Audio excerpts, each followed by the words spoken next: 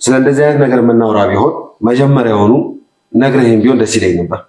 ምክንያቱም መጀመሪያውኑ ይሄንን ነገር ነግረህም ቢሆን እዚህም ቦታ መገኘት አልፈልግም ነበር።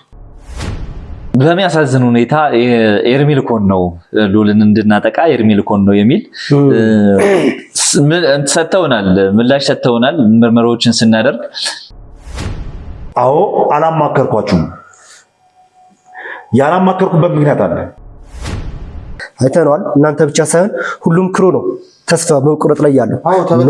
ይሄ መሆን የለበትም። አክብረ ስለመጣ እናመሰግናለን።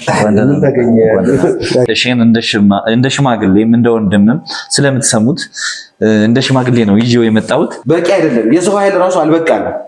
ብዙ የምንጠብቃቸው ሰዎች አሉ። ብዙ የኛ ከለላ የሚያስፈልጋቸው ሰዎች አሉ።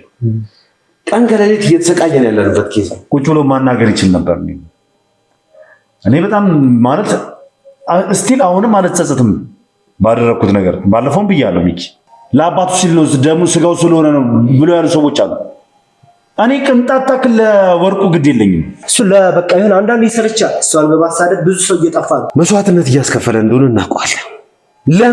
ለምንድን ነው ይሄ ነገር ሲፈጠር ወይም ደግሞ ይሄን ነገር ስትወስን ኤርሚ ይሄን ነገር ላረግ ነው። ከዚህ በላይ ንግግር አይኖረኝም። ይሄንን ውሳኔ ወስኜ ይሄንን ነገር አድርጌ ከዛ በኋላ እኔ ላይ ምንም አይነት ነገር ቢፈጠር ምንም አይመስልም። በወሰንከው ውሳኔ እንደምታደርገው ታደርገዋለህ። ከዚህ በኋላ የኔና አንተ ነገር በምንም ሁኔታ ቢሆን ይሄንን ነገር የእሷን ፍርድ እኮ ነበር እየጠበቅን ነበር።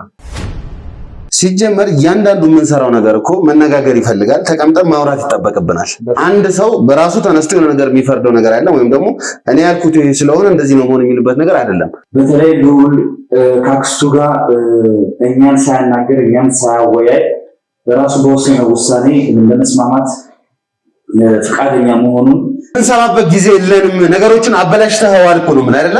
አንተም በምትሄድበት መንገድ እኔም በምሄድበት መንገድ የለም አይመለከተኝም። እኔ ኤርሚያስ እንደዚህ መሆኑ ረግጦኝ ጥሎ መሄዱ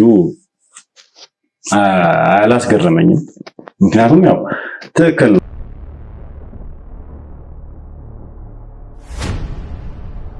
ሰላም ውድ ተመልካቾቻችን እንደምን አላችሁ? እንደምን ቆያችሁልን?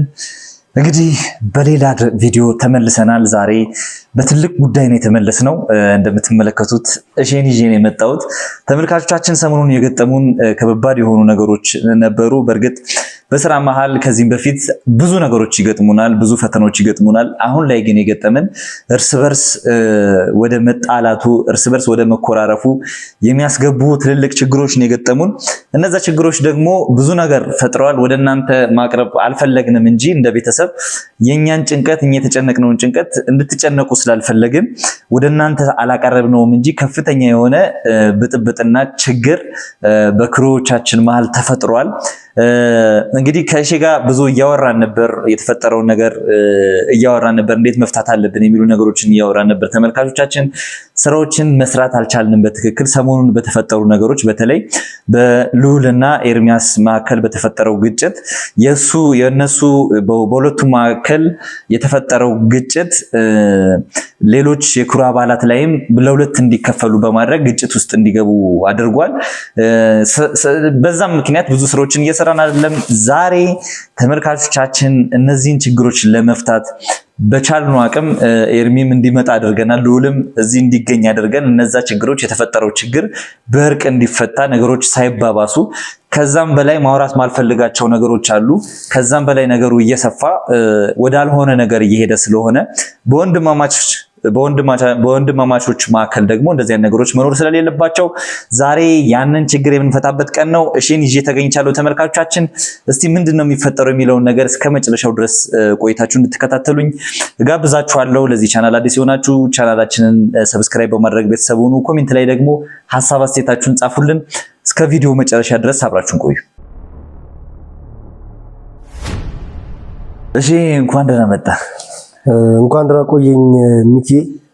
በመጀመሪያ በእውነት እኔ ለዚህ ክብር ነው የሚባለው ማለት ያው በእርግጥ የብዙዎችን ኦዲየንስ ብዙዎቻችሁን ፋሚሊዎችን ወክዬ ዛሬ በዚህ ቦታ መገኘት በማይጠበቅብኝ ቦታ መግባት በሌለብኝ ቦታ ስንት ትላልቅ ሰዎች መጠራት በሚገባቸው ቦታ ሚኪ አክብረህ ይህንን ችግር በጣም የሁላችንም ጭንቀት ነው፣ የሁሉም ፋሚሊ ጭንቀት ነው። መቆም ያለበት ነገር ነው፣ መስተካከል ያለበት ነገር ነው። ይሄንን ነገር እንደ መፍትሄ እሺ አማክረኝ ወደ ቤትህ አክብረህ ስለጠራኝ ሚኪ የምር ከልብ መጀመሪያ ከልብ አመሰግናለሁ። አይገባም እንደ ሰው መጠራት ይሄ አይገባኝም ነበረ። ይገባል። እሺ እኛ ታውቃለህ አንተ ያለን ቦታ በእርግጥ ብዙ ሰዎች ብዙ ትልልቅ ሰዎች በህይወታችን ውስጥ በስራ አጋጣሚዎች አውቀናል፣ ብዙ ወዳጆችም አሉን። ግን እንደ ወንድም ደግሞ ነገሮች እንደዚህ ብዙ ሽማግሌዎች እንዲሰበሰቡም አልፈለኩም። አንተን እንደ ወንድምም እንደ ጓደኛም እንደ አባትም ስለሚሰሙ ስለሚያደምጡ ከሁለቱም ጋር በደንብ ጥሩ ግንኙነት እንዳለ እንደ ወንድም አውቃለሁ። ስለዚህ አንተ ለዚህ ችግር በቂ ነህ ብዬ ስላሰብኩ ነው። እሺ እና ይገባሃል። ይህንንም ደግሞ ተመልካቾቻችን ይህንንም ችግር ዛሬ እውነት ካልተሳካ እውነት ከባድ ነው የሚሆነው። ምክንያቱም እየተፈጠረ ያለውን ነገር አውርቻለሁ። በመሃላችን በክሩ መካከል በጣበጦች አሉ፣ ስራ መስራት አልቻልንም እና እሺ ይገባሃል። የእነሱን ችግር ለመፍታት በቂ ነው። እንግዲህ እንዲህ ከተባለ ማለት ምንም ዞሮ አይገባኝም ብዬ ከስንት ትግል በኋላ ነው ብቻ በስተመጨረሻ ተስማምተን እዚህ ቦታው ላይ ተገኝቻለሁ። ስለተገኙ በድጋሚ እንግዲህ በሁላችሁም በሁሉም ፋሚሊ ፊት እንግዲህ እናንተ ነው ክኝ ተገኝቻለሁ። መጨረሻው ያማረ እንዲሆን እና ደግሞ እስቲ ዛሬ የመጣሁበት ዓላማን የሁላችንም ሐሳባችን ተስተካክሎ ነገ ተነገ ወዲያው ቀጣይነቱ የበፊቱ ጀግኖቻችን በፊቱ የምንኮራባቸው ኤርሚ እስቲ ተስተካክለው የሀገራችንን ይህን ኮምፕሌክስ የሆነውን ነገር እንዲሁ መበረታታት ስላለባቸው አንዳንድ ሰዎች በመሃል ጣልቃ ገብተው መስተካከል ስላለባቸው የፊታችንን ያሳምርልን እና እንግዲህ ከመጀመሪያው እንደዚህ እላቸዋለሁ። ምንም ጥያቄ የለውም። ኤርሚሻው የተፈጠረው ነገር ብዙዎቹን እንትን ብሏል፣ ተስፋ አስቆርጧል። ግማሾቹ ባይገርም ብዙዎቹ እየደወሉ ይነግሩኛል። በቃ ከናንተ ክሩ በተጨማሪ እነዛ ሁሉ አብዛኞቹ ተበጣብጠዋል። በቃ ያለው ፋሚሊ በአጠቃላይ ማለት ነው። ስንት ሰው ነው በእነሱ ላይ እምነት ጥሎ በቃ በተስፋ ሲሰራ የነበረው። ቀጣይ ነገ ተነገ ወዲያ እናንተን ለማግኘት እዚህ ኢትዮጵያ ላይ መጥቶ ከውጭ ያሉ ሰዎች በጣም ብዙ የሚጓጓ ሰው አለ።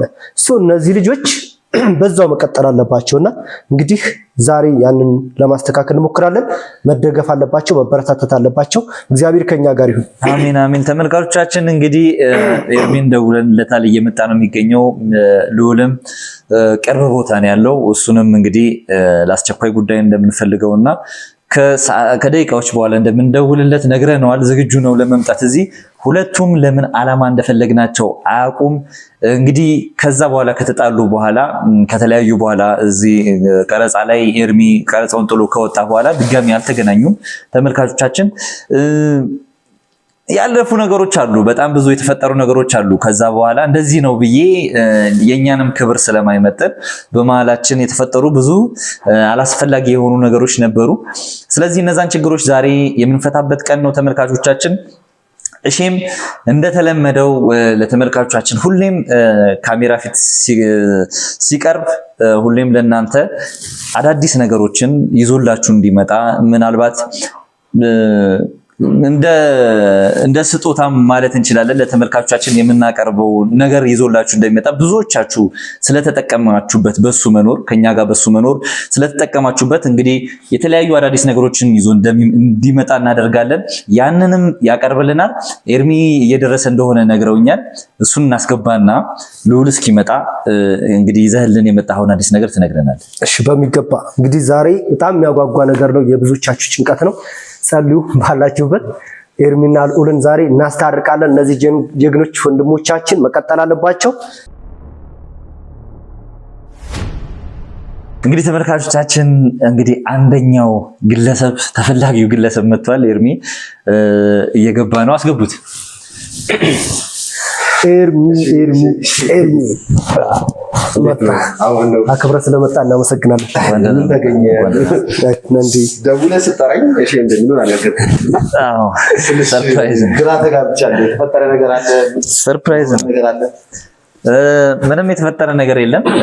እሺ እንግዲህ እንደ ወንድም ሊጠይቀን መጥቶ ነው ቤት አንዳንድ ነገሮች ማውራት ስላለብን መምጣትም ገርሞኛል። ያው አስደንጋጭ የሆነ ምክንያት ስለነገርኩ ነው የመጣኸው። በእርግጥ ሰሞኑን የተፈጠሩ ያሉ ነገሮች ላይ ለመወያየት ምናልባት ያው ይሄንን ቪዲዮ እንደ ፈቃዳችሁ ነው ልንለቀውም ላንለቀውም እንችላለን።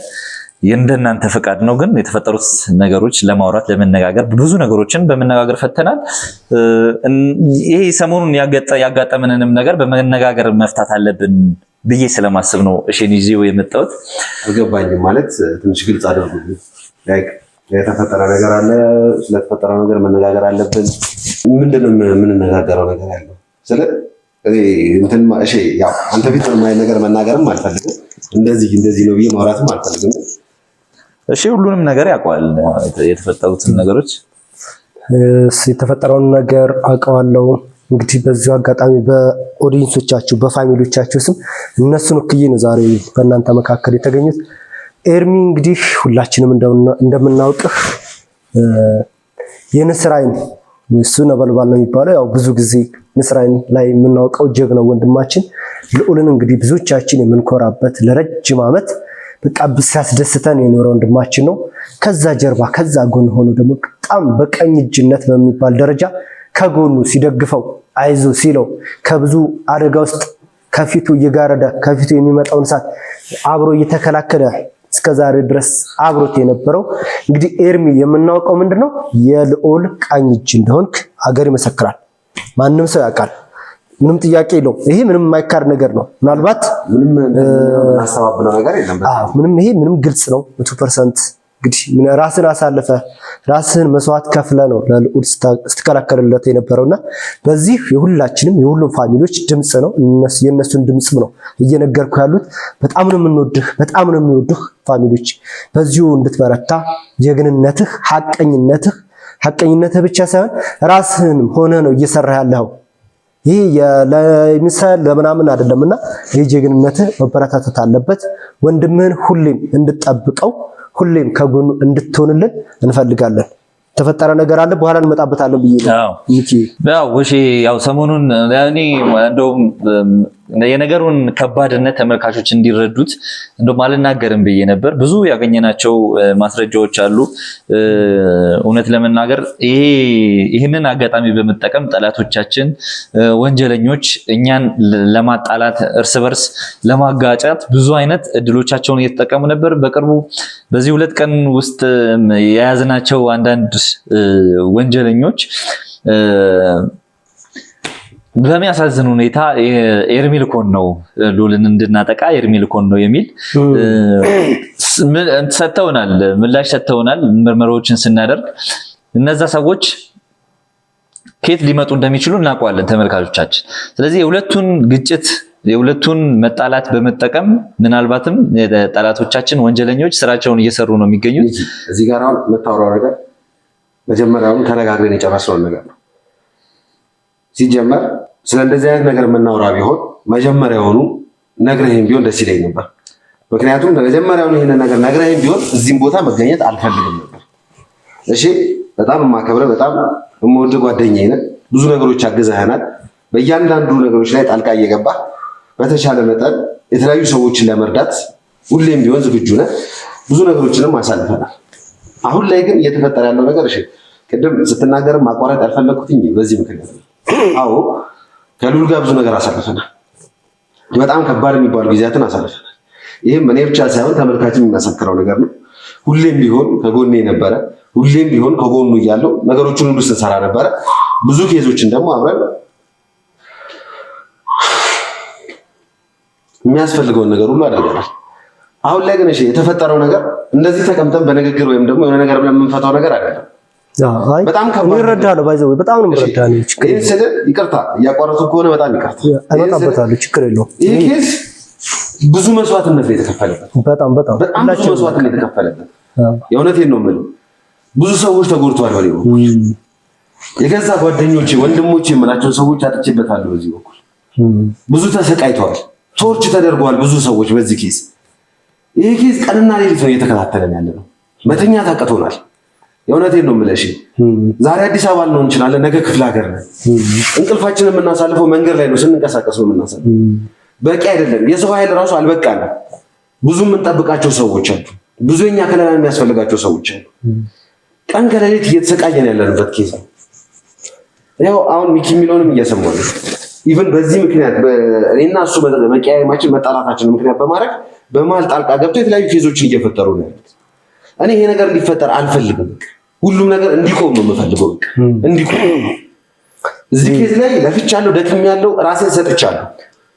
ግን መጨረሻ የሆነው ይሄ ነው። ኤርሚ እኔ እረዳለሁ። ምን አለ መሰለህ በዚህ ምድር ላይ ስንኖር ዲስትራክሽን አለ ሁሌ። ያ ዲስትራክሽን ወይም ቻሌንጅ የሚባል ነገር አለ። ዲስትራክሽን የሚባለው ነገር መቼ እንደሚያደርግ ታውቃለህ? ከፊታችን የሆነ ህልም አለ። አንተ አሁን ህልም አለህ። ህልምህ ምንድነው? የሆኑ ሰዎችን ነፃ ማውጣት ነው። መጥፎ ሰዎችን ማስወገድ ነው። ያንተ ድሪም ይሄ ነው። ያንተ ህልም ይሄ ነው። የነ ልዑልም ህልም ይሄ ነው። እቺ የመጨረሻ ግባችሁ ነች። እዚች የመጨረሻ ግባችሁ ላይ እስከምትደርሱ ድረስ ግን ብዙ ውጣ ውረዶች ይኖራሉ። ብዙ ቻሌንጆች ይኖራሉ። ብዙ ዲስትራክሽኖች ሀፕን ያደርጋሉ። እነዚህ ዲስትራክሽኖች፣ እነዚህ ቻሌንጆች የሚመጣባቸው በምን እንደሆነ ታውቃለህ? በደካማ ጎናችሁ ነው። ማን አለ በዚህ ውስጥ? መልካምን ነገር የማይወድ ማን አለ? እርኩስ መንፈስ አለ አይደለ? መልካምን ነገር የሚወድ እግዚአብሔር አለ።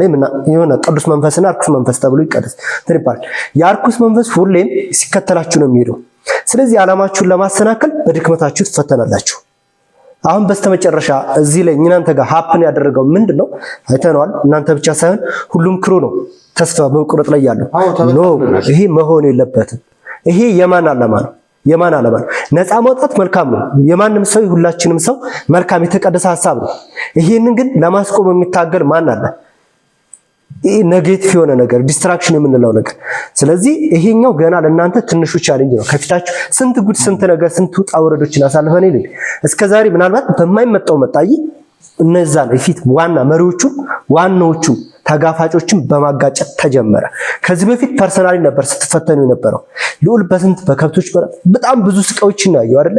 ብቻውን ሲፈተን ሲነሳ ሲወድቅ ግን አሸነፈ። በዚህኛው አልተሳካም ህልሙ ላይ ለማድረስ ማለት ነው። ግን በምን መጣ? በሌላ ልትፈተኑ በሌላ ውድቀት መጣባችሁ ማለት ነው። እናንተን ሁለታችሁን በማጋጨት እናንተ በማጋጨት ምን ይደረጋል? ያ ነፃ የማውጣት ህልም ወይም ደግሞ መልካሙ ህልም ወይም መልካሙ ድሪም ይቆማል ማለት ነው። እዚህ ጋር ይሄ የሰይጣን ሐሳብ ነው። ይሄን የሰይጣን ሐሳብ በጭራሽ እኛ ልንደግፍ አንችልም። መስተካከል አለበት። በዚሁ መቀጠል አለባችሁ። ይሄንን ልብ የምትልልኝ ጀስት እንደ ዲስትራክሽን ነው። ከህልምህ መቼም ቢሆን እንዳታቆም። ይሄንን ሰፋ አድርገህ አስብበት። ያን ነገር አስብበታለሁ። ተመልካቾችንም በእንትን እንዳናደርቃቸው ልዑልም እየመጣ ነው።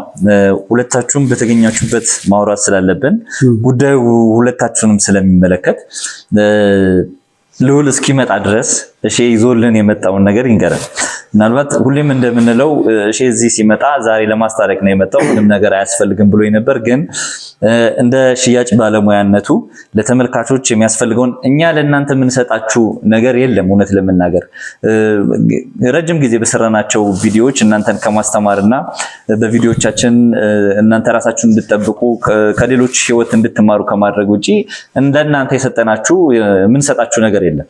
ግን እንደዚህ አይነት አጋጣሚዎችን በመጠቀም ምናልባት የምትፈልጉት ነገር ይኖራል፣ እሺ ይዞት ከሚመጣው ነገር አንፃር ከተመልካቾቻችን የሚፈልጉት ነገር ይኖራል በሚል ሁሌም አንዳንድ ነገር ይዞላችሁ እንዲመጣ እናደርጋለን። ዛሬ ደግሞ ይዞልን የመጣውን ነገር ይንገረንና ልዑልም እየመጣ ነው፣ ወደ ጉዳያችን እንገባለን ማለት ነው። እሺ በሚገባ እሺ ሲባል የሚያዝ ነገር አለ። እሺ ሲባል እሺ ስታይ እሺ ምን ይዞ መጥቷል የሚባል ነገር ምንም። ስለዚህ ምንድነው በፊት እናትና አባታችን ገበያ ሲሄዱ ከገበያ ሲመጡ እጃቸውን ካስለመዱን ማለት ነው። እና ብዙዎቻችሁ እሺን ስታዩ የለመዳችሁ ነገር ይኖራልና እንግዲህ እስካሁን ያወራነው ነገር አለ። ሁላችሁም እንግዲህ በሐሳብ በኮሜንት ምናምን ትሰጣላችሁ። ያንን ያያይን ነው ዛሬ ኮሜንታችሁን ተቀብለን ነው ዛሬ ድምጽ ሆነን እያወጣን ያለ ነው። ስለዚህ ወደ ዋናው ነገር ዛሬ ያው እንግዲህ ባዶዬን አልመጣም በሚል ምናልባት ይዤላችሁ የመጣሁት ዛሬ እንደው ወደ ገደለው እንግባ። እኔ ያው የሽያጭ አማካሪ ነኝ። ሪል ስቴት ሴልስ ኮንሰልታንት ነኝ። እንደነ ኤርሚ እንደነ ልዑል ያሉ ጀግኖች ወንድሞቻችንን ከኋላ ሆኜ ከጀርባ ሆኜ ድጋፍ በሚፈልጉት የድጋፍ አይነት በፋይናንሻልስ ደግፋቸው ማለት ከኔ ሳይሆን ባለሀብቶችን በማናገር ማለት ነው፣ ዴቨሎፐሮችን በማናገር ለነሱ የሚሆንና እነሱን ለማበረታታት ለነሱ ፋሚሊዎች የሚሆን ነገር ሁሌ ይዤ በመምጣት ታውቃለሁ። እንግዲህ አዲስ የሆናችሁ ካላችሁ ያው ፕሮፐርቲ ነው ማቀርብላችሁ። ፕሮፐርቲ ሲባል ምንድነው? ቪላ ሊሆን ይችላል፣ አፓርትመንት፣ ሱቆች ሊሆን ይችላሉ። ማናችንም በዚች ምድር ላይ ስንኖር የመጀመሪያው ነገር ሰው ልጅ ሲፈጠር ጥረህ ግረህ ብላ የሚባል ነገር አለ። በጥረህ ግረህ ብላ ውስጥ ምን አለ? አሴት ማፍራት አለ። አሴት ንብረት ማፍራት ሁላችንም ማለት ነው። የምንወጣው የምንወርደው የምንለፋው ጠዋት ከእንቅልፌ የምተኛው አንድ ነገር ምን አለ? በቃ ሁላችንም ይሄ ሌላ ሶሻል ላይፍ ነው። ከሶሻል ላይፍ ውጪ ምን አለ ማለት ሶሻል ላይፍ ውስጥ አሴት እንዲኖረን እንፈልጋለን። ፋይናንሻል ፍሪደም ፍሪ እንድንሆን እንፈልጋለን። ምናልባት አሴት ሲባል ተከራይቶ የሚኖር አለ፣ ቤት ገዝቶ የሚኖር ሰው አለ። ግን ብዙዎቻችን የመጀመሪያው ምርጫችን አቅም ቢኖረን ገዝተን መኖርን እንመርጣለን። ምናልባት ገዝቶ ለመኖር ምን ሊጎለን ይችላል? አቅም ሊያንሰን ይችላል። ብዙዎቻችሁ የነ ልዑልና የነ ኤርሚ ቤተሰቦች ከኦልሞስት ከ70-80% በላይ የሚሆኑ ከሀገር ውጭ ነው የሚኖሩት። እንግዲህ ከሀገር ውጭ ለስራ የወጣችሁበትን ዓላማ ታውቁታላችሁ። ማንም ሰው ሀገሩ ላይ መኖር የማይፈልግ ሰው የለም። ግን ሀገራችሁ ላይ ለመኖር የምታጠራቅሙት ጥሪት ይኖራልና ያንን ነገር እንዴት አድርጋችሁ ነው የምትይዙት ነገር ሁሌም እስከዛሬ ባለው መልኩ ሳቀርብላችሁ ቆይቻለሁ። ዛሬ ደግሞ ይዤላችሁ የመጣሁት ምናልባት እስከዛሬ ያልደረሳችሁ 1 ዓመት 2 ዓመት 3 ዓመት ሰርታችሁ ብር ያላጠራቀማችሁ ዛሬ ይዤላችሁ የመጣሁት እጅግ ለግዠሪ ነው መኖር አፓርትመንትን ርካሽ በሆነ ማለት ፌር በሆነ ዋጋ ልበለው አፓርትመንት ነው። ለግዠሪ አፓርትመንት ነው። ያው ኮንዶሚኒየም ምናምን ከነሱ ከፍ ያለ ማለት ነው። በቃ ለግዠሪ አፓርትመንት ባለ 25 ወለል አፓርትመንት ሚክስድ ዩዝድ ኮምፕሌክስ አፓርትመንት የሚባል ለየት ያለ 5 ቤዝመንት ያለው ዛሬ ይዤላችሁ ማለት 5 ቤዝመንት ማለት አንደርግራውንድ ከምድር በታች 5 ወለል ያለው እነዚህ ወለሎች የመኪና ማቆሚያዎች፣ የተለያዩ ዩቲሊቲ ሰርቪሶች፣ የስቶር ጀስት ማጠራቀሚያ የሚሆን እስከ 4ኛ ፍሎር ደግሞ ሱቅ የሆነ 5ኛ ፍሎር ሙሉ ሪክሬሽናል ሴንተር የሆነ መኖሪያ አፓርትመንቶችን ከ6ኛ እስከ 25ኛ መኖሪያ ድረስ እጅግ ከላይ ቴራስ ሰገነት ያለው ባለ 3 የፓሴንጀር ሊፍት እንዲሁም ደግሞ ሱቆቹ የራሳቸው የዕቃ ሊፍት ያላቸው መኖሪያ አፓርትመንት ነው ይዤላችሁ የመጣሁት። በሜክሲኮ እና በሳር ቤት መሃል ላይ አፍሪካ ህብረትን ብዙዎቻችሁ ታውቁታላችሁ። አፍሪካ ህብረት በዲፕሎማቶች በተከበበው ሰፈር ማለት ነው። ይህ ሪል ስቴት ሰመር ሪል ስቴት ይባላል። ብዙዎቻችሁ ከዚህ በፊት በተደጋጋሚ ሰምታችሁታል። አዲስ አይደለም። ከዚህ በፊት ሴቶች አደባባይ ጋር ባለ 17 ወለል አፓርትመንት ጥንቅቅ አድርገን ገንብተን ብዙዎቻችሁ ተሳትፋችኋል።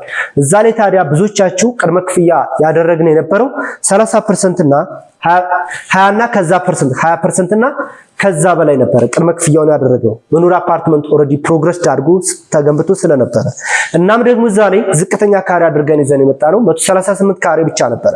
ግን ዛሬ ላይ ሳይቱ በጣም ለግዠሪ ነው። ዲዛይኑ በጣም ነው የሚያምረው። የሚመርጣቸው የሚጠቀማቸው ሎኬሽኖች ቤስት ሎኬሽን የሚባሉ ናቸው። ግን የዛን ጊዜ ወዳችሁት ይሄ አነስ ያለ ካሬ የተመጣጣኝ የሆነ አከፋፈል ባንክ ብድር ወዘተ እነዚህን አካታችሁ ከእናንተው ላይ ይዤ እመጣለሁ ብላችሁ ስትጠብቁ ነበርና እኔንም ጠይቃችሁኛል። እኔ የተለያዩ በባለፈው ሱቆችን መርካቶ ላይ አቅርቤላችሁ ብዙዎቻችሁ ተረባርባችሁ ምን ያክል ተጠቃሚ እንደሆናችሁ ፊት ምንድነው የሚባለው ክሬም ወስዳችሁታል። አሁን የተወሰኑ ነገሮች ናቸው የሚቀሩት።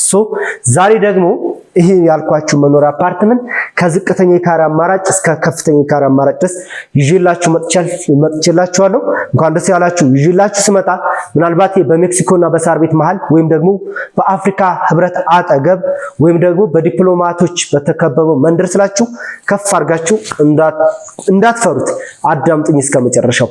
ይሄንን ቦታውን ስጠራላችሁ እናንተ በምትፈልጉት አከፋፈል በተመጣጣኝ ዋጋ ነው ይዤላችሁ የመጣሁት። ልምጣበታ ወደ ካሬው አማራጭ ለመስማት እሺ ጓጉቻለሁ። ሚክስድ ኮምፕሌክስ አፓርትመንት ነው የሚባለው። ሚክስድ ኮምፕሌክስ አፓርትመንት ከታች ንግድ ሱቅ ከላይ መኖሪያ አፓርትመንት ያለው ማለት ነው። ወደ ካሬው አማራጭ ስመጣላችሁ ከባለ 1 እስከ ባለ 3 መኝታ ባለ 1 መኝታን ሰመረ ሪል ስቴት ዛሬ ይዞ የመጣው 81 ካሬ አድርጎ ይዞ መጥቷል። ከዚህ በፊት 138 ካሬ ነበር ዝቅተኛው። በብዙዎች ጥያቄ መሰረት በብዙዎች አቅም እንደ ኢንቨስትመንት የሚፈልጉ ሰዎች ስላሉ ማለት ነው። የዚህ 81 ካሬ ቶታል ፕራይሱ አሁን ላይ ለንስር አይንና ለነበልባል ነው ያቀረብ ጊዜ ስለሌለን ማለት ነው። ከዚህ በፊት የነበሩት ዋጋዎችን ነግራቸዋለሁ። 7 ሚሊዮን 300 ሺህ ብር 7 ሚሊዮን 300 ሺህ ብር ባለ 1 መኝታ ኖቲስ እዚህ ጋር ልብ በሉ። 81 ካሬ ስላችሁ በጣም ሰፊ ነው። 81 ካሬ በጣም ሰፊ ነው። ምናልባት ብዙ ሰው ምን አይነት ግንዛቤ ያለው መሰለ ባለ አንድ መኝታ ካሬ አይጠይቅም። ብዙ ቦታ ሲጠይቁ ማለት ነው እንትን ሲሉ ባለ አንድ መኝታ ተብሎ 50 ካሬ አለ፣ 60 ካሬ አለ፣ 70 አለ፣ 80 አለ። ስለዚህ እዚህ ጋር እኛ ጋር ብቻ ሳይሆን ወደፊትም ሌላ ቤትም ስትገዙ እህቶቼ ወንድሞቼ በደንብ ስለምታውቁኝ ማለት ነው እኔ ለእናንተም እንዲያግዛችሁ ስንት ካሬ ነው ብላችሁ ጠይቁ እና ሰው 81 ካሬ አድርገን ይዘን የመጣነው 81 ካሬ ፓርቲሽን አውጥቶ ባለ ሁለት መኝታ ማድረግ የሚፈልግ ሰው ባለ ሁለት መኝታ ማድረግ ይችላል። ሳሎኑ ብቻውን ወደ 27 ካሬ ነው ስፋቱ። እኔ ከዚህ በፊት 24 25 ካሬ የማውቀው ስፋቱ ሳሎኑ ባለ ሁለት መኝታ ላይ ነው። በጣም ሰፊ ሆነ ወደ 27 ሜትር ስኩዌር የሚሆን ሳሎን ስፋት ይኖረዋል። ሌላኛው ላውንደሪ ያለው ስቶር አለው። አንድን መኖሪያ አፓርትመንት በተለይ ደግሞ በዚህ ሰዓት የሚገነቡ መኖሪያ አፓርትመንቶች ለግዠሪ የሚያስፈራቸው ነገር ስቶርና ላውንደሪ መኖሩ ነው። ባለ አንድ መኝታኛ ጋር ስትገዙ ስቶር ይኖረዋል፣ ላውንደሪ ይኖረዋል፣ ሰፊ የሆነ ሳሎን ይኖረዋል፣ ባልከን ይኖረዋል። የዚህ ቶታል ፕራይስ 7,300,000 ብር ነው። ታዲያስ መጀመሪያ የምትከፍሉት ስንት ነው? 10%ን 732,000 ብር ብቻ ከፍላችሁ የባለ አንድ መኝታ የቤት ባለቤት መሆን ትችላላችሁ። ኖቲስ እዚህ ጋር ሌላኛው ልብ የምትሉት ነገር ቤት የምትገዙት አዲስ አበባ ላይ ነው። አዲስ አበባ የት? አፍሪካ ህብረት አጠገብ። ባለ አንድ መኝታ ከቦታ ቦታ ዝም ብላችሁ አይ ባለ አንድ መኝታ አዲስ አበባ ውስጥ እዛው ሰው ሎኬሽን ማተር ያደርጋቸዋል። አያት አካባቢ፣ ሴሚሲ አካባቢ፣ ሜክሲኮ አካባቢ፣ የትም ፒያሳም ሎኬሽን ማተር ያደርጋቸዋል። ይሄ ታከራዩት ወዲያው ነው ገንዘብ በዶላር የሚከራይ አካባቢ ነው። ብዙ ኤምባሲዎች ያሉበት አካባቢ ነው። እዛ አፍሪካ ህብረት አካባቢ። ስለዚህ ባለ አንድ መኝታውን በ732,000 ብር ቅድመ ክፍያ ብቻ የባለ አንድ መኝታ የ81 ካሬ ባለ ሁለት መኝታ ማድረግ ብትችሉ ባለ ሁለት ይወጣል። ሌላኛው ባለ ሁለቱ መኝታ እሱም በተለያየ ካሬ አማራጭ ነው የሚኖረን በ111 እና በ134 ካሬ። የ111ን ካሬ ስቲል አሁንም ባለ ሁለት መኝታ 90 105 100 ካሬ ነው የሚደረጉት። 111 ስቲል በጣም ሰፊ ነው። እሱም እንደዛው የራሱ ስቶሪ ይኖረዋል፣ ላውንደሪ ይኖረዋል፣ በረንዳ ይኖረዋል። ምንም ሌላው ሻወር ሽንት ቤት ተደጋጋሚ ነው ብዬ ነው። እዚህ ለግዠሪ ቦታ ላይ ለግዠሪ አፓርትመንት ሁሉንም ያሟላ ነው። ስቶርና ላውንደሪ ይኖረዋል። የዚህ ቶታል ፕራይሱ የ111 ካሬ ባለ ሁለቱ መኝታ 9,800,000 ብር የመጀመሪያ ክፍያ 10% 980,000 ብር ብቻ ይሆናል ማለት ነው። ሌላኛው ባለ 3 መኝታ በ168 ካሬ እና በ182 ካሬ አይታችኋቸው ከሆነ ካሬዎቹ 182 ካሬ ፔንትሃውስ በጣም ትላልቅ ካሬ የምትፈልጉ ሰዎችንም እስከዛሬ ምናልባት 130 140 ካሬ ድረስ ነበር ባለ 3 መኝታ ማቀርብላችሁ። 182 ካሬ ብዙዎቻችሁ ጥያቄ ስላላችሁ ማለት ነው እንደ ፔንትሃውስ ትልቅ መጠቀም ስለምትፈልጉ ማለት ነው ወደ 46 48 ካሬ ሳሎኑ ብቻ ስፋቱ ማለት ነው 182 የ168ን ካሬ ልንገራችሁ። የ168 ካሬ ቶታል ፕራይሱ 14 ሚሊዮን ብር ነው። 14 ሚሊዮን ብር በየት? በአፍሪካ ህብረት በሜክሲኮና በሳር ቤት መሃል ላይ። እናንተ ስንት እንደሆነ ታውቁታላችሁ ዋጋው ማለት ነው። ቅድመ ክፍያው 1,400,000 ብር። ስለዚህ በ1,400,000 ብር 168 ነጥብ ምናምን 169 ብላችሁ ማለት ትችላላችሁ። የ182 ካሬ ባለ ሶስቶች ተጨማሪ ሰራተኛ ክፍል ይኖራቸዋል፣ ስቶር ይኖራቸዋል፣ ላውንደሪ ይኖራቸዋል፣ እንዲሁም ደግሞ በረንዳ ባልከኒ ሁሉም ይኖራቸዋል። የ182 ካሬ ፔንትሃውስ ብለን የምንጠራው የሱ ቶታል ፕራይሱ 16 ሚሊዮን ብር ነው። እንግዲህ 182 ካሬ የሚያክል በአፍሪካ ህብረት አጠገብ በጣም ትልቅ ነው። በጣም ብሩ ነው። በጣም ትልቅ ነው። 1,600,000 ብር ነው የሚከፍሉት ብር እንትን ለማለት ማለት ነው። በ1,600,000 ብር የፔንትሃውስ የ182 ካሬ ስንት እንደሆነ ታውቁታላችሁ። ሌላ ቦታ እኛ ለምሳሌ ሳር ቤት ከዚህ በፊት የሆነ ማቃቸው ወደ እንትን አካባቢ ማለት ነው በ1.8 ነው ባለ አንዱ መኝታ እየሸጡ ያሉት። የኛ ሹሪንጉ ምናምን ተሰርቷል። በ3 ዓመት ነው የሚረከበው ከ2 ዓመት ተኩል እስከ 3 ዓመት ባለው ጊዜ ውስጥ። ስለዚህ እኛ ጋር ከባለ አንድ መኝታ እስከ ባለ 3 መኝታ በንስር አይንና በነበልባል ፋሚሊዎችን ሆኚ ማለት ነው ወሬ ላለማብዛት ነው። ቀጥታ እሱን ነው እያወራ ያሉት። ከዚህ በፊት ምን ያክል እንደሚሸጥ እዛ አካባቢ በደንብ በካሬ 89,000 ብር። ሌላኛው እዚሁ ጋር ምን አለ መሰለህ አከፋፈሎቹ ቀሪዎቹ 10% ከፍለው 90% ይቀራቸዋል አይደለ? 90%ን በ9 ዙር ከፍለው እንዲጨርሱ በምን በኮንስትራክሽን ቤዝ ብዙ ጊዜ ይለዋለሁ ጠቅሰዋለሁ። ብዙዎቻችሁ አዳዲስ ልትሆኑ ትችላላችሁ። ሪል ስቴት ላይ ሁለት አይነት አከፋፈል አለ፣ ታይም ቤዝድ እና ኮንስትራክሽን ቤዝ። ታይም ቤዝድ በጊዜ ነው የሚከፋፈላችሁ። ኮንስትራክሽን ቤዝድ ሲሆን ግንባታው በደረሰበት ደረጃ፣ ታይም ቤዝድ አንትራስትድ ነው፣ ታማኝነት የለውም። በግንባታ መሰረት ሲሆን ግንባታውን እያያችሁ ነው የምትከፍሉት። እንዴት የሚለውን ደውላችሁ በደንብ አስረዳችኋለሁ ከጊዜ አንፃር ማለት ነው። ቀሪዎቹ 90%ዎቹ 90ውን ዊዝ ባንክ ሎን እና ዊዛውት ባንክ ሎን። ደስ የሚለው ነገር በዚህ ሎኬሽን ላይ በዚህ እንግዲህ በአፍሪካ ህብረት አጠገብ በቡልጋሪያ አካባቢ ማለት ነው በጣም ዘመኑን የዋጀ ዲዛይን አስፈላጊ በሆነ ዶላር በሚከራይበት ቦታ እዚህ አካባቢ ላይ ባንክ ብድር ማግኘት ቀላል ነገር አይደለም። ለምን የሃይ ክላስ ሌቭል ላይ ያሉ ሰዎች ብቻ የሚኖሩበት ሰፈር ስለሆነ ማለት ነው። ግን እኛ በተለይ አብዛኛው የእናንተ ፋሚሊ የነሚኪ የነልዑል ፋሚሊዎች ውጭ ሀገር ናሉት ውስጥ ከ80 ከ70% በላይ ብዙዎቹ ጥሩ ግሩ አዳሪዎች ናቸው። ወደ 10 ዓመት 20 ዓመት የኖሩ ሰዎች አሉ። ሰው ይችን ቦታ እንደዛ አከፋፈሉ ቢመቻችላቸው እዚህ ቦታ ላይ የቤት ባለቤት መሆን የሚችሉ አይነት ሰዎች ናቸውና ለእናንተ የሚሆን ነገር ነው። እንደኔ የባንክ ብድሩ 50% ነው። የባንክ ብድሩ 50%ን እስከ 3 ዓመት ይከፍሉና ቀሩን 50%ን እስከ 20 ዓመት ከፍለው የሚጨርሱበት እያከራዩ ከፈልጉት እየኖሩበት የሚከፍሉት ማለት ነው። ለምሳሌ ባለ ሁለት መኝታ በነግራችሁ ቀድም 111 ካሬ ወደ 9,800,000 ብር ቶታል ፕራይስ ነው። የዚህን ሀፍ ስታደርገው ወደ ስንት ይመጣል ማለት ነው? ወደ 4.9 አካባቢ 4,900,000 ብሩን በ3 ዓመት ብቻ ከፍላችሁ 4,900,000 በባንክ ይመቻችላቸውና ስለዚህ በሌላ ቋንቋ በ4,900,000 ብር የባለ ሁለት መኝታ የቤት ባለቤት መሆን ትችላላችሁ። በአንድ አይደለም ዳውኑ የምታረጉት በ3 ዓመት ውስጥ 4,900,000 ብር ሚኪ አልጓጓ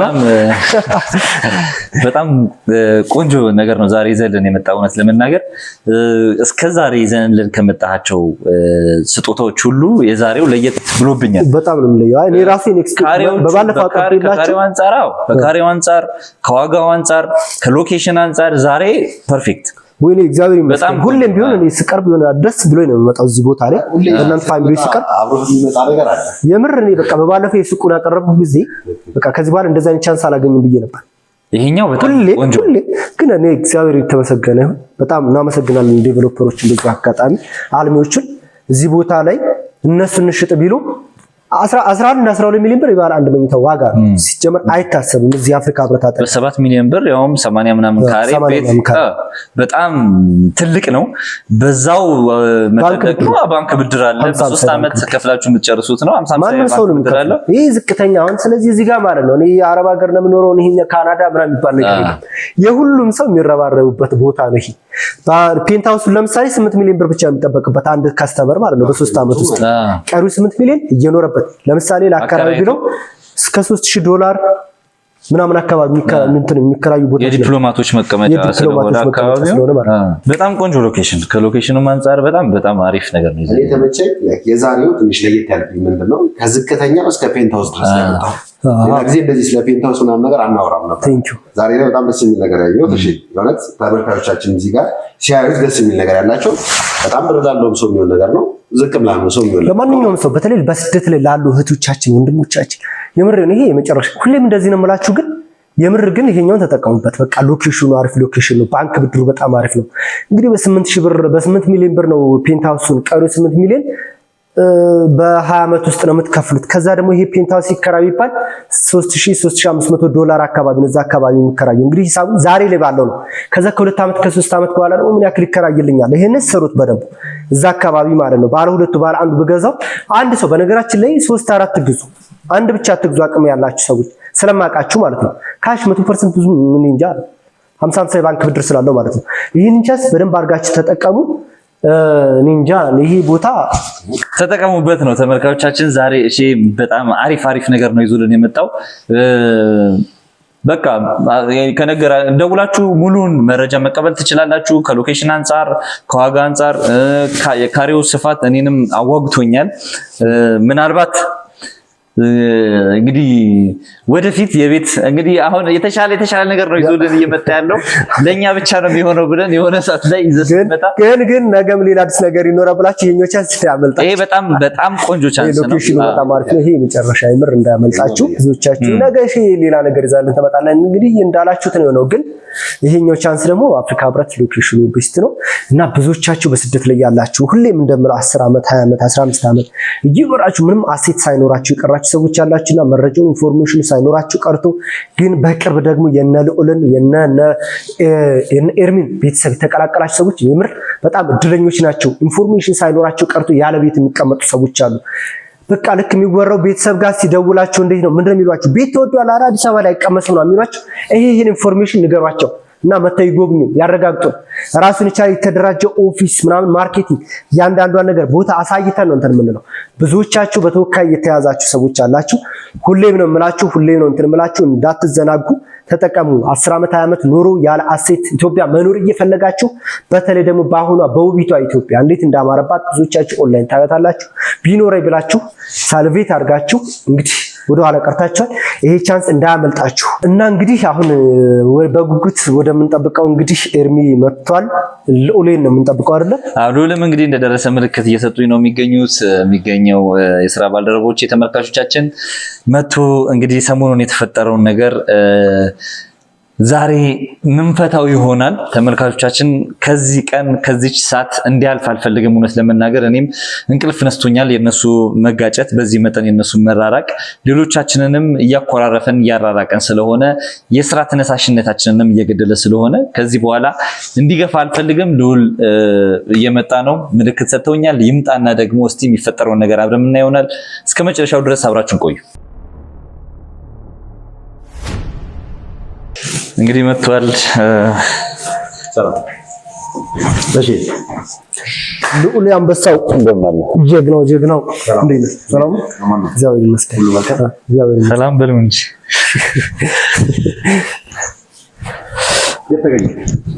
ዛሬ ከቻልኩ ዛሬ በፋሚሊ እንግዳ አዘጋጅተን ነው የጠራነህ። አዎ እንግዳ መልካም ነገር ይዞ እንዳለ ጉብኝት ያስፈልጋቸዋል።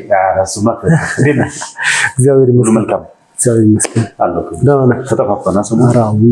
በጣም ትንሽ እኔም እናንተም ትንሽ ያላችሁበት ነገር ያንስ ባልመቻችሁ ነው። እስከዛሬ መቆየት አልነበረብንም። በእርግጥ ያው ማንኛ ትንሽ እየተፈጠረ ያለው ነገር ተወሰነ እየተፈጠረ ያለው ነገር ትንሽ ሁላችንንም እንትን እያለን ነውና ምናልባት ያው ጊዜ ማጣት ጉዳይ ነው እንጂ እስከዛሬ መቆየት አልነበረበትም አይደለም። አዎ እሺ ሉሌ ዛሬ እንግዲህ አጋጣሚ ነው፣ በሌላ ጉዳይ ነው የጠራነህ። ኤርሚንም በሌላ አስጨናቂ ምክንያት ፈጥረን ነው እዚህ እንዲገኝ ያደረግነው። የሁለታችሁ ነገር እኛም ብቻ ሳይሆን የክሩ አባላትን ብቻ ሳይሆን ያበጣበጠው እንቅልፍ የነሳው ተመልካቾችንም እንቅልፍ ነስቷል። የሆነው ነገር ስተትም ሊሆን ይችላል። የተፈጠረው ነገር አንተም ምክንያትህን አቅርበሃል። አንዳንዴ በስራ መሃል ስተቶች ይፈጠራሉ፣ አለመግባባቶች ይፈጠራሉ። ነገር ግን እነዛ ነገሮች ተባብሰው ሳይሄዱ ተመልክተሃል። ትላንትናና ከትላንት ወዲያ ኤርሚ ልዑልን ለማጥቃት ኤርሚ የላከን ሰዎች ናቸው ብለው እንትን ሲሉን ተመልክተሃል። የያዝናቸው ሰዎች በእናንተ መሃል ግጭቶችና ነገሩ እንዲከር እርስ በርስ በፊት እንዳለው ቅድም እሺ እያለው ነበር። በፊት እኛን ፐርሰናሊ ለማጥቃት ነበር የሚመጡት። አሁን ግን እርስ በርስ ለማጋጨት ነው እየመጡ ያሉት። ስለዚህ ይሄ ነገር ዛሬ ማብቃት አለበት ብዬ እሺን እንደ ሽማግሌም እንደ ወንድምም ስለምትሰሙት እንደ ሽማግሌ ነው ይዤው የመጣሁት። ማብቃት አለበት ይሄ ጉዳይ። ሁለታችሁም ሀሳባችሁን አንሱና እርቅ እንዲወርድ ነው። እኔ ኦኬ ማለት በዚህ ጉዳይ ነው የዘራሁት። ምን መሰለህ በቃ ሚኪ በግልጽ ነግረኸኝ ጠርተኸኝ የተሻለ ነው። ምክንያቱም የመጣሁበት አመጣጥ ለሌላ ነገር ተፈጥሮ አይነት ነገር ስለመሰለኝ ነው። በጣም እንፈልጋለን ስላላችሁ ስልካችሁን ጠብቄ ልመጣ የቻልኩት ማለት ነው። ይሄ ነገር እዚህ ድረስ መካረር አልነበረበትም። ሲጀምር እዚህ ድረስ መሄድ አልነበረብንም። እንደዚህ ሽምግልና አስቀምጣችሁ እሺን አስቸግራችሁ እዚህ ደረጃ መድረስ አልነበረብንም። እሺንም እዚህ ድረስ ማልፋት አልነበረብንም። ለዛ በጣም አመሰግናለሁ። እሺ ለክ ክብር ስለተቀነና እዚህ ድረስ ስለመጣ አመሰግናለሁ። እኔ ነኝ ማመስገን ያለብኝ ስለጠራችሁ። ከዛ ባሻገር ደግሞ ይቅርታ መጠየቅ እፈልጋለሁ በዚህ ጉዳይ ላይ ማለት እንድትለፋ ስለተደረገ ማለት የተፈጠረ ነገር አለ። እኛ ስራ ውስጥ ብዙ አይነት ክስተቶች ይከሰታሉ። ስህተት ሰርተን ሁላ እናውቃለን። ማለት ስህተት ነፍሳችንን ሊያስነጥቀን የሚችል ስህተት ልንሰራ ሁላ እንችላለን። ግን ደግሞ ብዙ ጊዜ ተነጋግረን ተወያይተን ብዙ ችግሮቻችንን ፈተናል። ከዚህ ቀደም ከበርካታ አባላቶች ጋር ከበርካታ የሚዲያ ሰዎች ጋር ግጭት ውስጥ ገብተን ነበር አይደል? አዎ። እርስ በርስ እንጣላለን ምናምን ነገሮች አያግባቡንም አንዳንዴ ምናምን እና ግን ቁጭ ብለን የሆነ ሰዓት ላይ ተወያይተን ምናምን የሚፈታበት ሁኔታ ነበር። ትንሽ የከረረው እኔ ስላደረኩት መሰለኝ ማለት እኔ ለምን እንደሆነ አላውቅም። ቁጭ ብሎ ከመወያየት ይልቅ ረግጦ መውጣትን ነው የመረጠው። ቁጭ ብሎ ማናገር ይችል ነበር።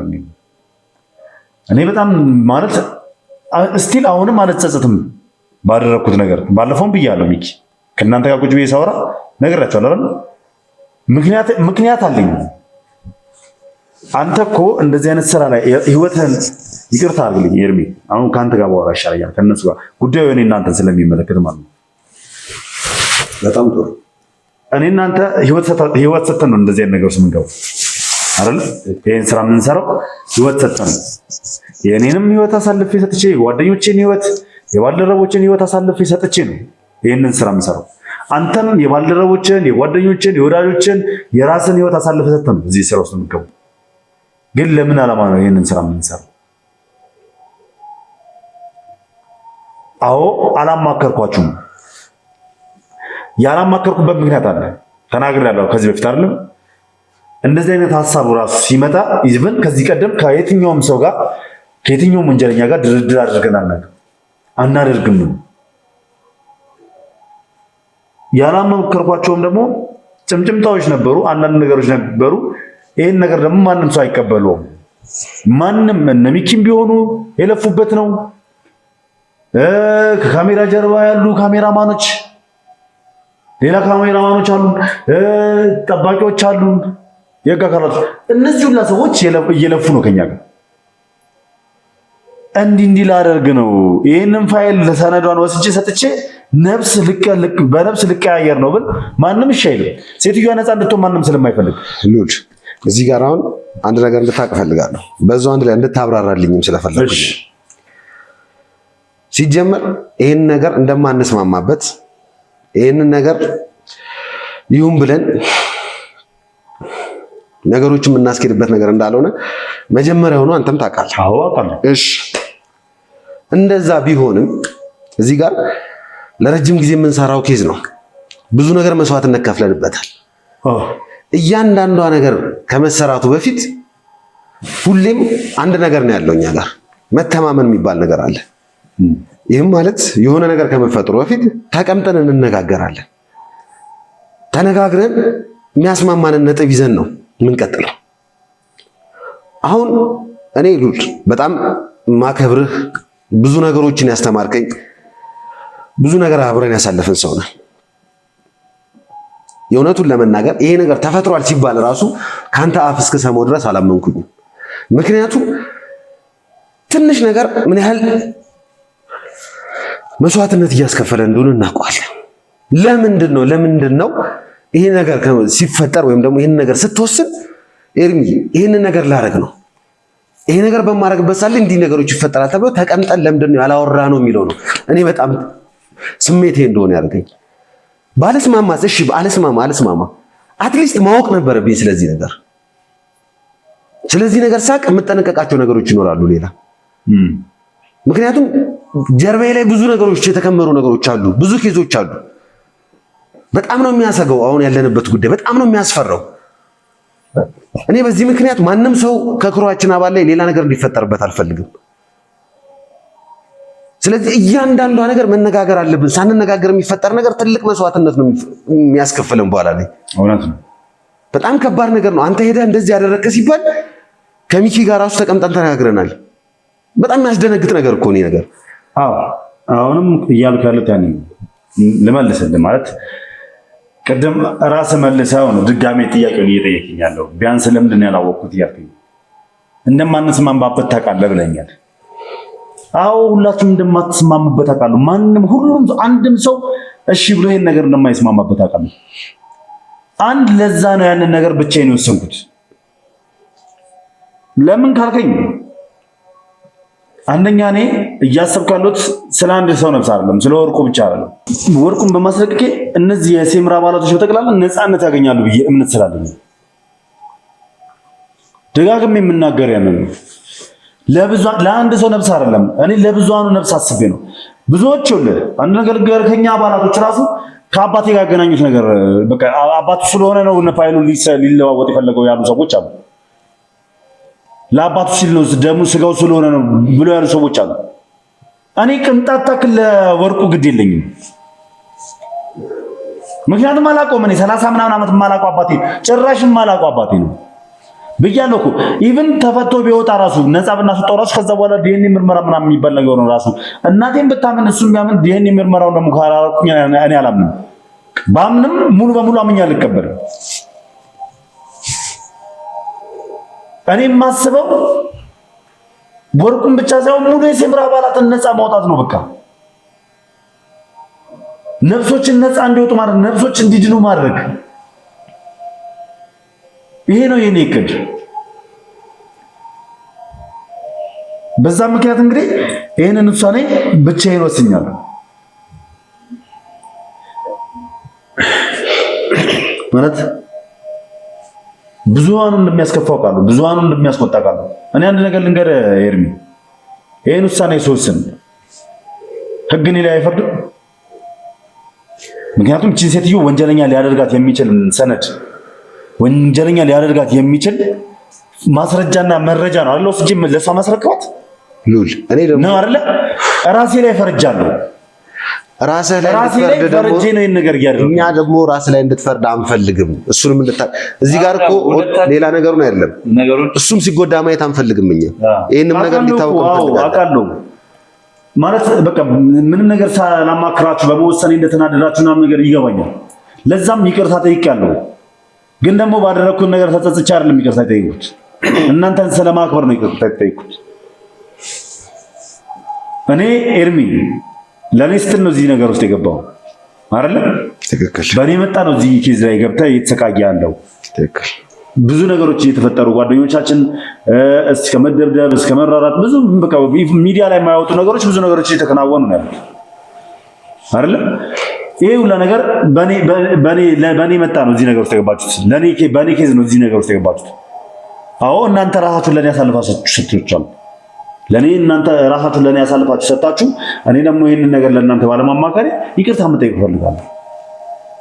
በጣም ግን የተቆጨሁት በጣም የተናደድኩት የዛን ቀን ስመጣ የእውነት ሳገኘህ ብናወራ ደስ ይለኝ ነበር። እዚህ ደረጃ እንደርስም ነበር። ጉዳዩንም ፈተው ነበር። በቀላል አድርገን ስሜታዊ የሚያደርጉ ናቸው። ወደ የተፈጠረው ጥሎ ስለሄደ ረግጦ ስለሄደ ነው ትንሽ ቅር ያለኝ። አሁን ይሄ ጋር እኮ ልዑሌ ምን መሰለህ፣ እኔ አንተም ልክ ነህ፣ ባይዘው ልክ ነው። ለምን እንደዛ እንዳደረገ ግልጽ ነው። ኤርሚም ልክ ነው። ምንድነው መሰለህ እዚህ ጋር ሚኪ ወይም ኤርሚ ምንድነው መሰለህ እስከዛሬ የለፋንበት ነገር አለ፣ መስዋዕት የከፈልነው ነገር አለ። ኦልሞስት በፐርሰንት 70-60% ሄዳችኋል። ደርሳችሁ ጫፍ ስትደርሱ ለማስተካከል ለምን ይሄ ፋይሉ ወጣ ነው ልክ ልትቋጩ ስትሉ ምናልባት በልዑል ቦታ ሆነ ካየው ደግሞ ነገሩ ይከብዳል፣ ይደክማል፣ አንዳንዴ ስልችት ይላል። እና በቃ እኔ ፊል ያደረኩት ነገር ከልዑል ያንን ነው። እንግዲህ እስከዛሬ የመጣበት የለፋበት ይወጣው ከዛ መጨረሻ ላይ በቃ እሱ ይሆናል ብሎ የመረጠው መንገድ ያችን ነውና ያችን ያደረገው ምናልባት እናንተን ለመጉዳት ወይም ደግሞ ሌላ እሱ እንዳለው የሆነ የሚጎዳ አካል ያለን ባጭሩ የሚቋጭ መስሎት ነው። ያ ፋይል እንግዲህ ያችን ምንድነው በጣም ብዙዎቻችን ማንወዳት ያክስቱን ፋይል ሙሉ እሷን የትም ቦታ መቀመቅ የሚጨምራት ፋይል ነው። ያንን አስቦበት ቢሆን መስጠት የሚፈልግ ይመስላል። እሱ ለበቃ ይሁን አንዳንድ ይሰለቻል። እሷን በማሳደድ ብዙ ሰው እየጠፋ ነው፣ ብዙ ሰው እንትን እያለ ነው። እሱ እንደዛ ለማዳን ብሎ ነው እሱ እንደዛ ያደረገውና ሚኪ ምረዳለው እዚህ ጋር ነገሩ ወደ አንድ ሲመጣ በጣም ቀላል ነው። በቃ ይሄ ለእናንተ እንደ ዲስትራክሽን ነው። ይቺ በጣም ቀደም ብየዋለሁ። ምናልባት ሁሉ ከመምጣት በፊት ሁላችንም አንድ የሆነ ትክክለኛ መልካም ነገር ህልም ሲኖረን በብዙ በድክመታችን ይፈተናሉ። እስከዛሬ ፐርሰናል ስትፈተኑ የመጣችሁ ዛሬ ደግሞ እናንተን በማጋጨት እናንተን በማተረማመስ ክሩን በማተረማመስ ይሄ እንደዛ እንደናንተ አይነት ወጣቶች ለማጥፋት ምንድነው ጥይት ተተኩሶብህ ልትገደል ሞክራ ነበር። ተረፍክ፣ ፈጣሪ ተረፈ።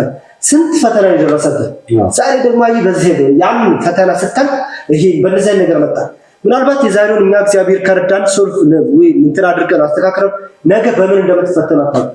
ምክንያቱም እናንተ የሀገር መኩሪያ የሀገር ነገ ብዙ ተስፋ የምንጥልባችሁ ብዙ ቆሻሻ የሆኑ ሰዎች የምታስወግዱልን የምታወጡልን እየገባችሁ በሰፈር በጓዳ ጉድጓድ ሳትቀሩ በቀልቅ እየገባችሁ አንጅታችሁ የምታረፉ ሰዎች ናችሁና እንደናንተ አይነት ሰዎች ደግሞ ማስቆም ምን ያክል ነበር በባለፈው በጎሶቹ ስትፈተኑ ነበር። አንጥቀሰው ብዙዎቻችሁ ብዙ አናወራ ይሻላል እስከ ዛሬ ነበሩ በምን ውስጥ ወጥተው እዚህ እንደደረሱ ዛሬ ደግሞ እንግዲህ እንደውም ያሁኑ ቀላል ነገር ነው፣ ግን ምን አይነት ትርምስምስ ውስጥ እንደገቡ ሁላችንም እናውቃለንና ይሄ ነገር መቆም አለበት። ተራ ነገር ነው። ሁለቱም ለዚህ ስራ ስኬት ሲሉ የብዙ ሰዎችን ህይወት ለማዳን ሲሉ የለፉትን ልፋት በማሰብ ነው እነዚህን ውሳኔዎች የወሰኑት። ሁለቱም በየፊናቸው ትክክል ናቸው። ስለዚህ ዛሬ እንዲበቃ እንፈልጋለን። ይሄ ኩርፊያ፣ ይሄ ግጭት እንዲበቃ እንፈልጋለን። ከዚህም በኋላ ቁጭ ብለን ነገሮች በምን አይነት መልኩ መሄድ እንዳለባቸው ከካሜራ ከቀረጻው በኋላ ቁጭ ብለን እናወራለን። ግን እናንተ እንድትተቃቀፉና ነገሩን እንድትቋጩልን እንፈልጋለን። ይሄ በቃ እንደምን እንደ ቻሌንጅ ችግር የለውም ማለት እሱ እኮ ህይወቱንም ምኑንም አሳልፎ እየሰጠኝ ያለ ሰው ነው። ስለዚህ ለሁሉም ነገር ይቅርታ እንጠይቃለን።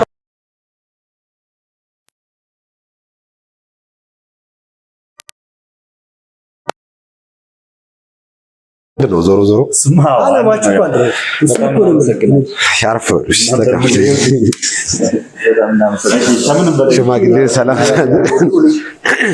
ስላከበራችሁ ከበርና አንተም ያው እዚህ ድረስ መጥተህ ያብረን ሲጠራኝ በጣም ለካ የነበረ ግን የመጣሁበት ዓላማ ስለተሳካልኝ የሆነ በጣም ደስ ይላል። እናንተ በማሰራር ይሄንን ነገር እንዳትስ ጀምሮ በማድረግ በጣም ደስ ብሎናል። እሺ ዛሬ ሁለት ነገሮችን ነው ማሳካት የቻልነው። አንተም ለተመልካቾቻችን ይዘህላቸው የመጣኸው ትልቅ ነገር አለ። እሱንም ለተመልካቾቻችን ማድረስ ችለናል። ሌላው ደግሞ በወንድሞቻችን መካከል ደግሞ የተፈጠረውን ክፍተት ዛሬ መቋጨት ችለናል። ነገሩ እየሰፋ መጥቶ ለጠላቶቻችን መጠቀሚያ እየሆነ ነበር። ያን ነገር እንዲቋጭ አድርገናል። በደንብ አልፈታነውም። ያው የእናንተን ጊዜ ላለመሻማት ነው ነገሩ እንትን ያለው። በደንብ የሆዳችንን ደግሞ እያወጣን የምናወራበት እንግዲህ ሚቲንግ ይኖረናል ከቀረጻው በኋላ። እሺ የምትለው ነገር ካለ በልና። መጀመሪያ አክብረህ ስለጠራኸኝ በድጋሚ እግዚአብሔር አክብርልኝ። እናንተም ደግሞ እኔን አክብራችሁን የምር በቃ እግዚአብሔር ረድቶን ስለታረቃችሁ ደስ ብሎናል። ከእናንተ ብዙ ነገር እንጠብቃለን። ጎሄድ በቃ ወደፊት አሁን ሁሉ ነገር ይህን ቆሻሻ የሆነችውን እንትን እየገባችሁ ጓዳጓዳው ሁሌ እንደምለው እንግዲህ አንጀታችን እንድታረሱ እንፈልጋለን። እናንተ አንድ ላይ መሆን ጠላትን ገደል የሚጨምረው መልካም ሰዎችን ያበረታታል፣ ያኖረናል። እንደናንተ አይነት ወጣቶች እንዲበረታቱልን እንዲበዙልን እንፈልጋለን። እንግዲህ እኔም ከባለ ሀብቶች ከእናንተ ጀርባ ሆኜ የሚገባችሁን ለእናንተ ለፋሚሊዎቻችሁ ይዤላችሁ መጣው ነገር አለ። እንግዲህ ቅድም ያልኩት ነገር ምንድነው? እንግዲህ ብዙዎቻችሁ በእርግጠኝነት በዚህ ቦታ ላይ ኢንቨስት ማድረግ ትፈልጋላችሁ። ለኪራይ ብዙዎቻችሁ ቤት ገዝታችኋል፣ ግን ድጋሚ መግዛት የምትፈልጉ ሰዎች ትኖራላችሁ። ምንም ጥያቄ የለውም። በ700 ሺህ ብር እስከ 1.6 ፔንታውሱን ምናልባት ብዙዎቹ ከዚህ በፊት 70-80% የሚሆነው ከውጭ ነው ተወካይ ምናምን ማስወቅ ሰዎች እኔም 100% የምታምኑ ሰዎች በእኔ ሱቅ የገዛችሁ 3-4 ሱቅ 5-6 ሱቅ የገዛችሁ ሰዎች አላችሁ። በምን አይነት መልኩ ነው ሳስተናግዳችሁ የነበረው? በዲኤችኤል እና በተወካይ ዲኤችኤል እንግዲህ ስላችሁ ምንድነው ያው እዛ ሆናችሁ ለኔ በዋትስአፕ በቴሌግራም በቫይበር ፎቶ ፓስፖርታችሁን ትልኩልኛላችሁ። በዛ ፓስፖርት መሰረት ውላችሁን አዘጋጅላችኋለሁ። አዘጋጅቼ አድራሻችሁን ትልኩልኛላችሁ። በአድራሻችሁ በ2-3 ቀን እንዲደርሳችሁ አድርጌ ብዙዎቻችሁን ሱቅ ባለቤት አድርጌያለሁ። አሁንም እንደዚሁ ባለ 1 መኝታ በ700 ሺህ ብር በባንክ ብድር 3.5 ብቻ ነው የሚጠበቅባችሁ በ3 ዓመት። ቀሪ 3 ሚሊዮን 3 ምናምን በ20 ዓመት ነው የምትከፍሉት። ስለዚህ በዲኤችኤል ያልቅላችኋል ማለት ነው። ሌላኛው ተወካይ ያላችሁ እዚሁ ሀገር ውስጥ የኛን ስልክ ቁጥራችን የምናስቀምጠው ስልክ ቁጥር አለ። እሱን ስልክ ቁጥር ሰጣችኋቸው ቢሮአችን ድረስ መጥተው እናንተ ዛ ፓስፖርት ትልካላችሁ። ውሉ በእናንተ ስም ይዘጋጃል። እነሱ ህጋዊ ውክልና ወረቀታቸውን ይዘው መጥተው በእናንተ ስም የተሰራውን ውል ፈርመው ይዘውላችሁ ይላሉ። ደረሰኝ አስቆርጠን ለእነሱ ሰጣቸዋለን። ሌላኛው ብዙ ጊዜ ማስጠነቅቃችሁ ሁላችሁም ሁሌም ታች በምናስቀምጠው ስልክ ቁጥርና እኔ ፌስ ቱ ፌስ አግኙ። ብዙዎቻችሁ እዚህ ጋር በነገራችን ላይ ኤርሚ ይግዛለን ልዑል ይግዛለን የሚሉ ሰዎች አሉ። እነሱ በጣም ቢዚ የሆኑ ሰዎች ናቸው። በእነሱ ቦታ የተቀመጥኩት እኔ ነኝ። ሙሉ ኃላፊነቱን እንደሱ ሰጥተነዋል። 100% ምናምነው ወንድማችን ነው። ለዛም ነው በእኛም ጉዳይ ውስጥ እየከተት ነው ያለ ነው። ተመልካቾቻችን 100% እውነት ለመናገር እንደ ምናምነው ሰው የለም አጠገባችን በሚያስፈልገን ነገር ሁሉ ከጎናችን የሆነ ወንድማችን ነው። 100% እንድታምኑት በዚህ አጋጣሚ መልእክቴን ማስተላለፍ ፈልጋለሁ። ጨርሳል? አዎ ጨርሻለሁ። ተመልካቾቻችን እንግዲህ ዛሬ የደስታ ቀን ነው። ኮሜንት ላይ እንኳን ደስ አላችሁ እንኳን ሰላም ወረደ እንድትሉን እንፈልጋለን። ለቀናት እንግዲህ ለሰዓታትም በስራ ባልደረቦች መሀል በተለይ እንደኛ አይነት ስራ በሚሰሩ ሰዎች መሀል ለሰዓታትም ክፍተቶች ሲፈጠሩ ምን ያህል ችግሮች እንደሚያመጡና ለጠላት ደግሞ ለወንጀለኛ እኛ እያሳደድናቸው ላሉ ሰዎች በዓልና ፌሽታ እንደሚሆን ግልጽ ነው። ያ ነገር ዛሬ አብቅቷል ተመልካቾቻችን። ሌላው ደግሞ ይዞልን የመጣውን ስጦታ መጠቀም የዚህ እድል ተጠቃሚ መሆን የምትፈልጉ ተመልካቾቻችን ስክሪን ላይ በምናስቀምጥላችሁ ስልክ ቁጥር እየደወላችሁ እሺን ማናገር ትችላላችሁ። የበለጠ ደግሞ መረጃ ይሰጣችኋል። አብራችሁን ስለቆያችሁ እጅግ በጣም እናመሰግናለን። የሁለቱን እርቅ በቪዲዮቻችን ቪዲዮ በለቀቀው ቁጥር ኮሜንት ላይ እያስቀመጣችሁ ነበረ። ይሄው ተሳክቷል። እንኳን ደስ አላችሁ ተመልካቾቻችን። በቀጣይ ደግሞ እነዚህን ወንጀለኞች ለህግ በማስረከብ ላጠፉት ጥፋት ተጠያቂ እንዲሆኑ የቻልነውን ሁሉ እናደርጋለን በህብረት። አብራችሁን ስለቆያችሁ እጅግ በጣም እናመሰግናለን። መልካም ጊዜ ይሁንላችሁ።